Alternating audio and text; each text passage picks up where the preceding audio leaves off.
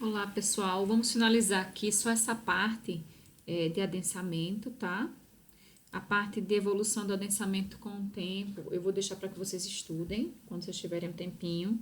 E em seguida a gente vai partir para resistência, senão a gente não vai conseguir ver praticamente nada de resistência, tá? Bom, então aqui a gente viu até agora, né, o cálculo do recalque em uma camada homogênea, certo?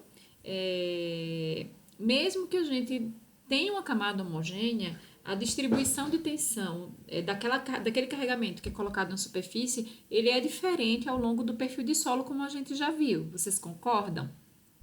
Quando a gente aplica uma carga, quando mais profundo for, menor intensidade daquela carga vai chegando àquele ponto, tá? Então, quando a gente tem camadas muito espessas de solo, para fazer uma estimativa mais próxima do real do recalque, o que a gente pode fazer? A gente pode pegar aquela espessura total e dividir em camadas menores, ok? E dessa forma, a gente vai pegar aquela tensão total que está aqui na superfície e vai estimar quanto é que vai chegar no ponto médio de cada uma dessas camadas, ok? Eu vou mostrar no exemplo seguinte, aí vocês vão entender melhor, mas a ideia básica é essa: a gente dividir como se aqui fosse uma camada, ver daquela acréscimo de tensão quanto chegou aqui, né, com a média no ponto médio aqui de cada uma dessas camadas, ok? E somar os recalques. Isso vai me dar o recalque total. Isso fica mais próximo da realidade, tá? Então, aqui é um exemplo. A gente tem aqui a seção vertical da fundação de uma estrutura, né? Tá apresentada aqui. A fundação possui 10 metros de largura e 20 de comprimento. E o coeficiente de variação volumétrica médio da camada de argila é 5 vezes 10 a menos 2 metros quadrados por quilonewton. Estimar o recalque do adensamento primário causado pelo carregamento. Então, aqui, a primeira coisa que a gente vai ter que fazer, se a gente quiser trabalhar de forma estimar de forma mais aproximada desse recalque, é dividir essa camada aqui abaixo, né, da minha superfície carregada em camadas, tá? Por quê? Porque essa tensão que está sendo aplicada aqui de 200 kPa, ela não chega a 200 kPa aqui no meio da camada.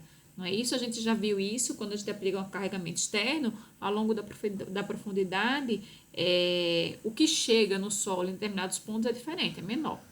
Então, aqui já tem a tabelinha pronta, tá? Então, o mais prático, a gente divide em camadas iguais. Aqui a gente dividiu, ó, em 5 camadas de 2 metros. Então, esses 10 metros de espessura de argila que vai comprimir foram divididas em camadas de 2 metros. 0 a 2, 2 a 4, 4 a 6, 6 a 8 e de 8 a 10.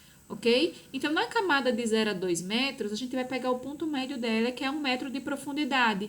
E a gente vai usar os ábacos, dependendo do tipo de carregamento que a gente tiver aqui, de estrutura, e vai ver qual o fator, né, que a gente utiliza de redução e vai ver quanto vai chegar aqui daquele carregamento. Então, de 0 a 2 metros, para essa estrutura, se a gente considerar a tensão que está chegando aqui a 1 metro de profundidade, vai ser 198,4.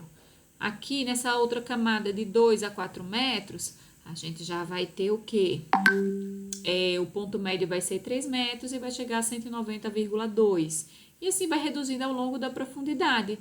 E para calcular o recalque no final, o que a gente faz? Soma. A gente tem que a espessura que a gente estabeleceu, que é mais ou menos a mesma, pode ser diferente, não tem problema, mas facilita um pouco. Então, vai ser 2 vezes mv vezes o acréscimo de tensão. Então, esse acréscimo de tensão aqui, ó, vai ser 2 vezes 5, a gente vai somar desse, mais esse, mais esse, mais esse. E a gente vai encontrar o recalque total.